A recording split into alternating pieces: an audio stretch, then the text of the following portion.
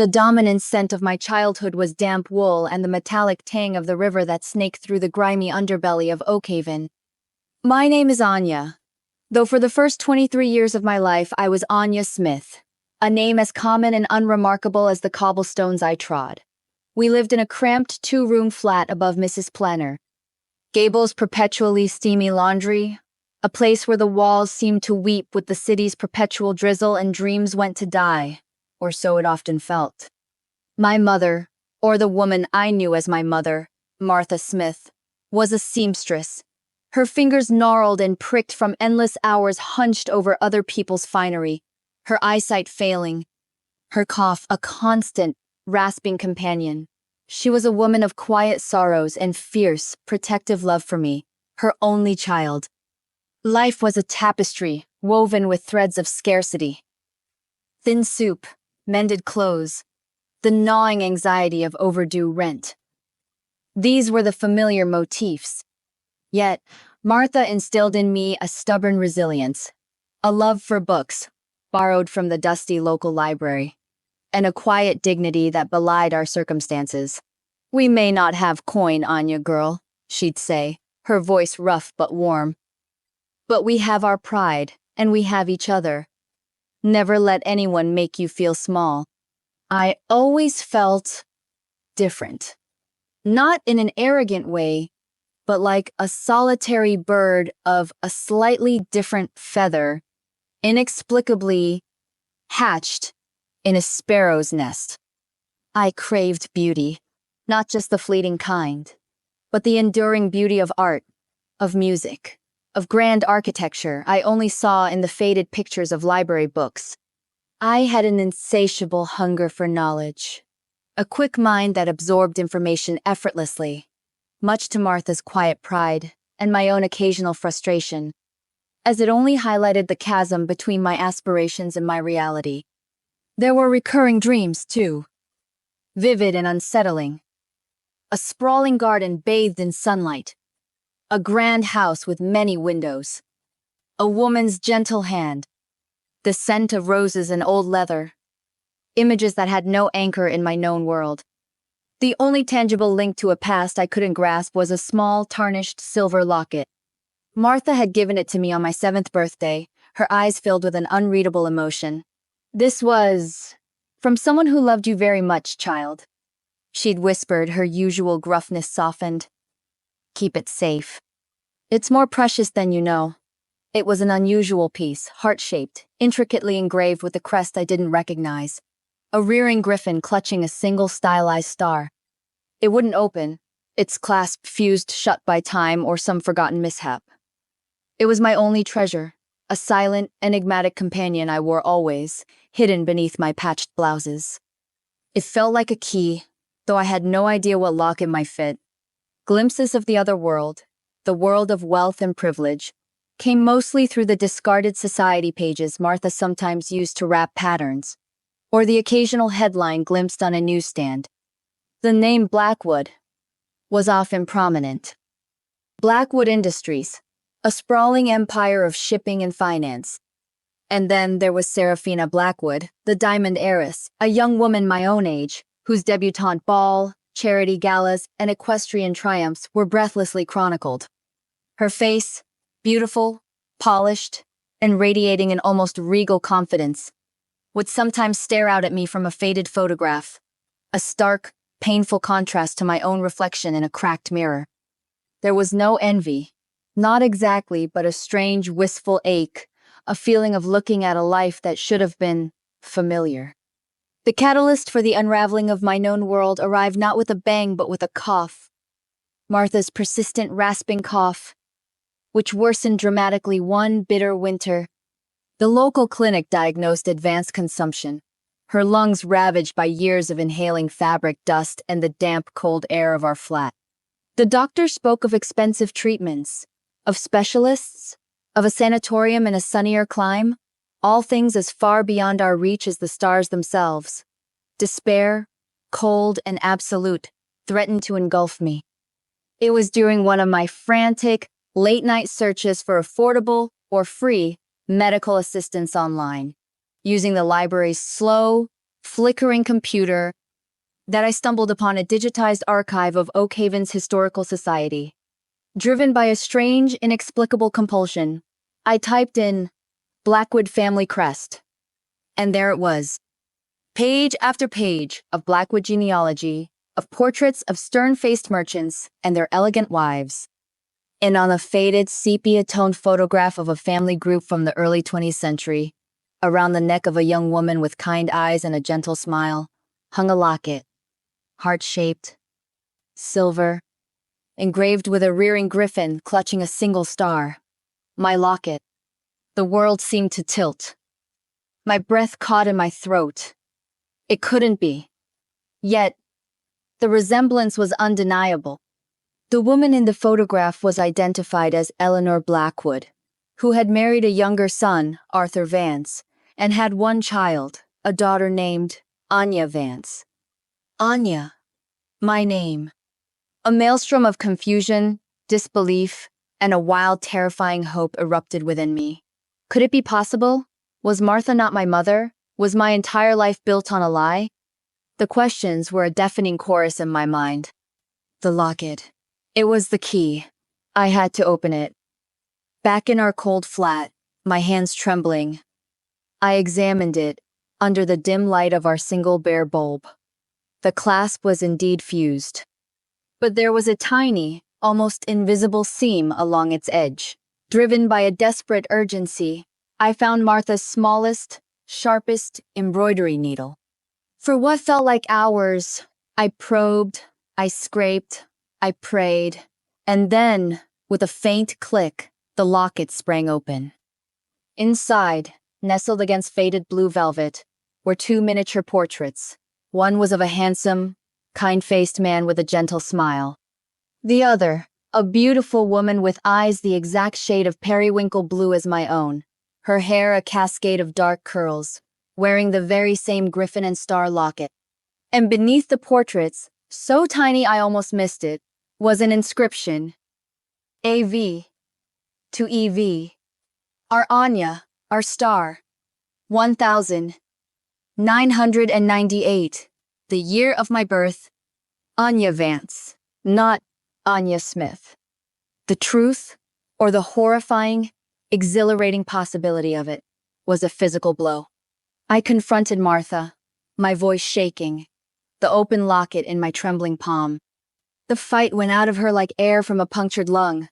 Her face, already pale and drawn from her illness, crumpled. And then, the story spilled out. A torrent of guilt, grief, and long-suppressed secrets, punctuated by her racking coughs.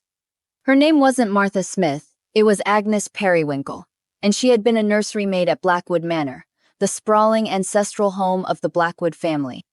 My true mother was indeed Eleanor Vance, née Blackwood, a kind and gentle soul. My true father was Arthur Vance, a loving but somewhat ineffectual academic. The orchestrator of the switch, the villain of the piece, was my mother's older sister, Beatrice Blackwood Covington, a woman consumed by a bitter, lifelong jealousy of her younger, more beloved sibling, and a ruthless ambition for her own daughter, a sickly, colicky infant named Seraphina. Beatrice, it seemed, was convinced that her frail daughter, Seraphina, would not thrive, and more importantly, would not secure the primary Blackwood inheritance if my robust, healthy self was in the picture. The main Blackwood fortune was entailed, set to pass through Eleanor's line if she produced a healthy heir. Beatrice, with the help of a bribed physician who declared baby Seraphina delicate and in need of undivided attention and resources, and by preying on my father Arthur's anxieties about providing for his family, he had a modest inheritance but nothing compared to the Blackwood wealth, convinced him that a temporary switch, just until Seraphina was stronger, would be for the best. She promised Eleanor would never know that it was a temporary measure. Agnes, Martha, my nursery maid, a young, frightened woman from a poor background, deeply loyal to my mother Eleanor, but terrified of the formidable Beatrice and her influential husband, was coerced into facilitating the switch. She was the one who had carried me, the true Anya Vance, out of Blackwood Manor in the dead of night, leaving the sickly Seraphina in my cradle. She was the one who had taken Beatrice's hush money, a meager sum that barely lasted a few years, and disappeared into the anonymity of Oakhaven slums, renaming herself Martha Smith, renaming me Anya Smith, her heart breaking with guilt but too terrified to ever confess. My mother, Eleanor, already weakened from childbirth, apparently never recovered from the loss of her healthy baby and the subsequent strain of caring for the perpetually ailing Serafina, who, ironically, did survive, though she remained, according to Agnes, a difficult and demanding child. Eleanor had died of a broken heart, or so Agnes believed, though it was officially a lung ailment. When I was just 2, my father, Arthur, consumed by his own guilt and manipulated by Beatrice, had faded into the background, a broken man. The locket, Agnes confessed, was the one thing she had managed to salvage from my true nursery, a desperate, impulsive act of defiance, a tiny link to the life that had been stolen from me. She had kept it hidden for years, then given it to me, perhaps as a subconscious plea for a truth she was too afraid to voice. Her confession, gasped out between coughing fits, left me reeling.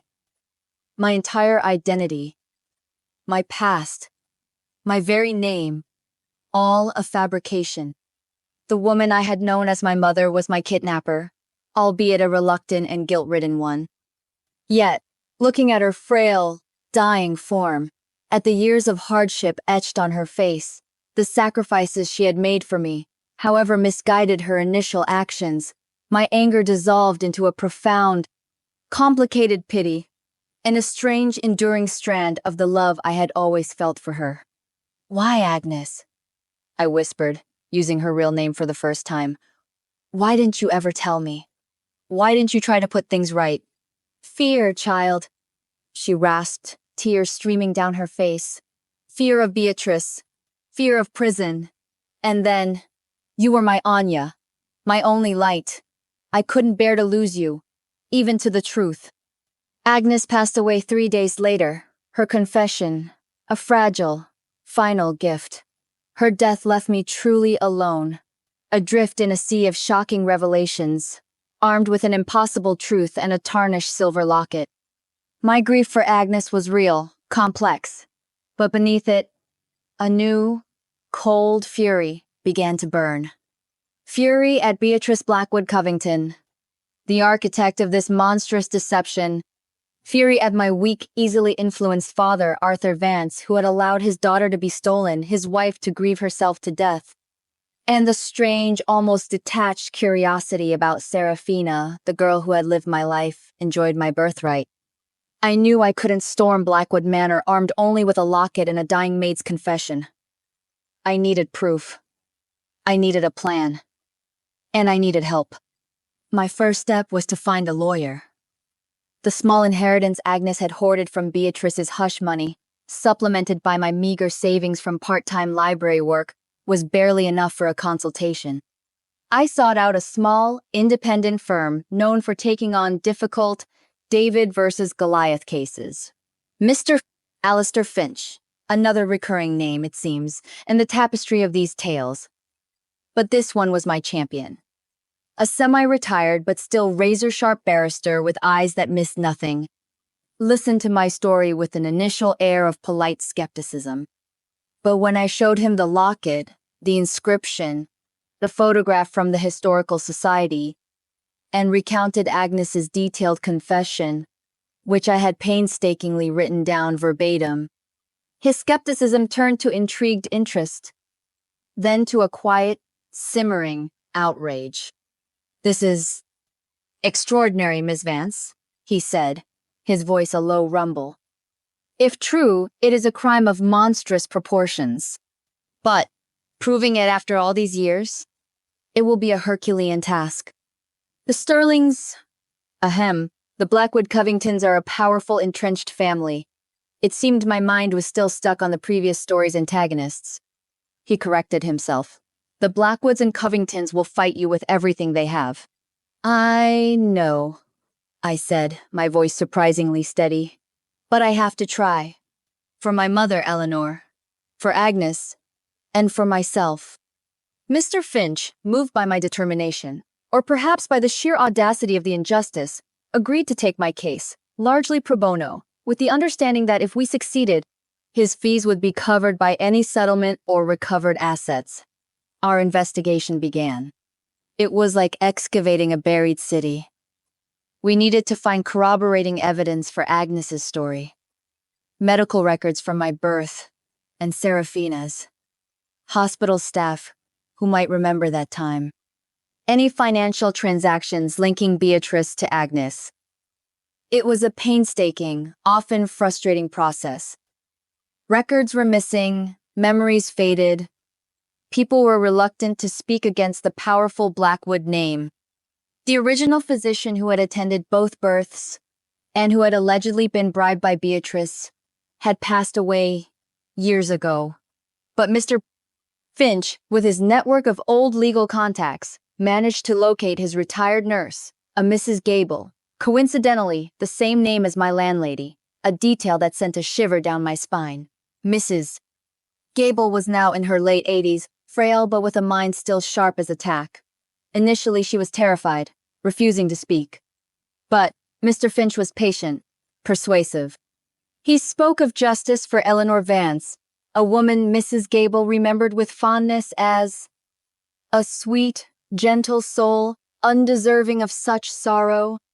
Finally, her conscience, burdened for over 2 decades, won out. She provided a sworn affidavit. She remembered the 2 babies, the healthy, vibrant Anya, and the small, sickly Serafina.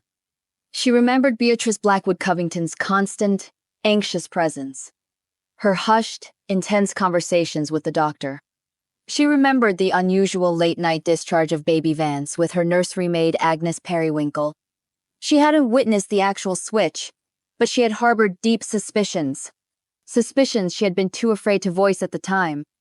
Her testimony, while not direct proof of the switch, corroborated key elements of Agnes's confession. We also managed to unearth a series of old bank transfers from a discreet account controlled by Beatrice's husband, Mr. Covington, to an untraceable account that Agnes had briefly maintained before withdrawing the cash and disappearing. The amounts and dates corresponded with Agnes's timeline.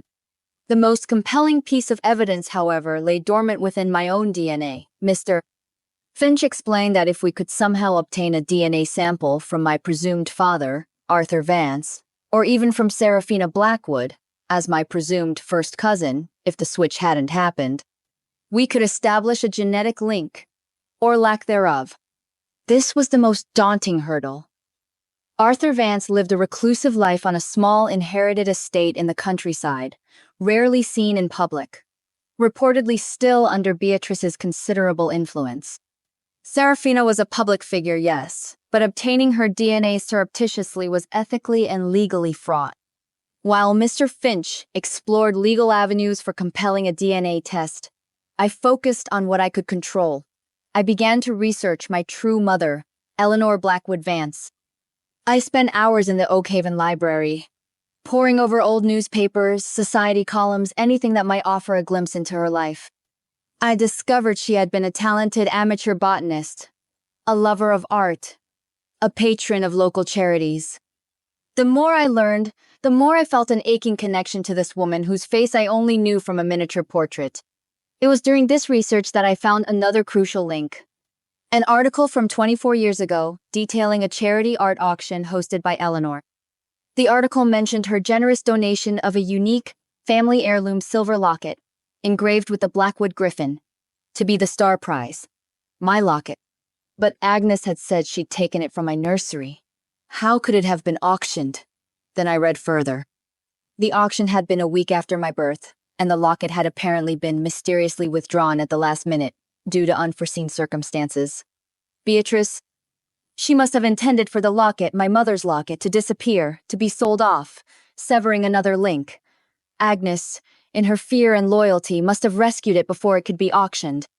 Armed with Mrs. Gable's affidavit, the financial records, and the story of the locket, Mr. Finch felt we had enough to confront Arthur Vance. He drafted a carefully worded letter, outlining our claims, the evidence, and requesting a meeting to discuss a matter of profound personal and legal importance concerning his late wife, Eleanor, and his daughter, Anya. He included a copy of the Locket's photograph. The response was silence. Weeks passed. Mr. Finch was preparing to escalate, to file a formal legal petition, when a letter arrived. Not from Arthur Vance, but from his solicitor.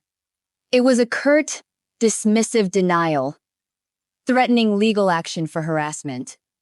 But tucked inside the solicitor's envelope was another, smaller, handwritten note, on plain paper, unsigned. It contained only 3 words: the Rose Garden, dawn, and a date, 3 days hence. My heart pounded. The Rose Garden. It was one of the recurring images from my dreams, a place I felt I knew intimately, yet had never consciously seen. Could this be from my father? A clandestine attempt to meet, away from Beatrice's watchful eyes? Mr. Finch was wary. It could be a trap, Anya, or a cruel hoax. I have to go, I said, a certainty settling within me. If there's even a chance. The Blackwood ancestral estate, Hawkswood, was a sprawling Gothic pile of greystone, set amidst acres of ancient woodland and formal gardens, about an hour's drive from Oakhaven. On the appointed morning, Mr. Finch drove me. We parked outside the imposing main gates, as instructed by a second, equally cryptic note that had arrived the previous day. I was to enter alone, through a small, rarely used postern gate at the far edge of the estate, the one leading directly to the old rose garden. The air was cool, misty, the dawn chorus of birds just beginning. The postern gate was unlocked. My heart hammered against my ribs as I stepped onto a moss-covered path, the scent of damp earth and roses, even in their dormant winter state, overwhelmingly familiar. And there, amidst the ghostly silhouettes of bare rose bushes, stood a figure, tall, stooped, his hair white as winter frost. Arthur Vance, my father. He turned as I approached, his face etched with a lifetime of sorrow and a dawning, incredulous recognition. His eyes, the same periwinkle blue as mine, as my mother's, widened. He didn't speak. He simply stared at me. Then, at the silver locket I wore openly now, over my simple dress. "Anya?" he finally whispered, his voice raspy, unused. It was a question, a prayer, a lament. "Yes," I said, my own voice thick with unshed tears. "It's me, your daughter." The story tumbled out of him then, not in a coherent narrative, but in broken fragments, confessions choked with guilt and regret. He confirmed everything Agnes had said: Beatrice's manipulation, his own weakness, his fear, his shame. He had lived with the secret, the lie, for 23 years, a prisoner in his own life, haunted by Eleanor's memory, by the daughter he had allowed to be stolen. The locket, he said, had been Eleanor's most treasured possession, a gift from him on their first anniversary. Seeing it on me was like seeing a ghost, a beloved ghost. I was a coward, Anya. He wept, his shoulders shaking. A weak, foolish coward. I let Beatrice control me. I failed Eleanor. I failed you.